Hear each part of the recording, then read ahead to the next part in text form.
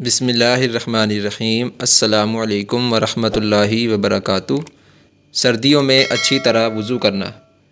عن علی رضی اللہ عنہ عن النبی صلی اللہ علیہ وسلم قال من اسبغ الوضوء فی البرد الشدید کان لہ من الاجر کفلان۔ المعجم الاوس للطبرانی کی حدیث نمبر 5366 ہے۔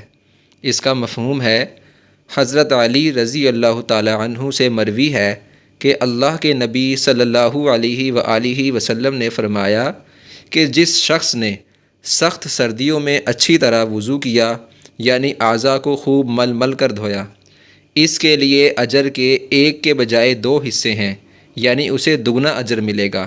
لہٰذا ہمیں سردی میں وضو کرنے سے گھبرانا نہیں چاہیے، بلکہ اچھی طرح وضو کرنا چاہیے۔ اللہ تعالی ہمیں دگنا اجر عطا فرمائیں گے۔ اللہ تعالی عمل کرنے کی اور اس کو دوسروں تک پہنچانے کی توفیق نصیب فرمائے۔ جزاکم اللہ خیرہ۔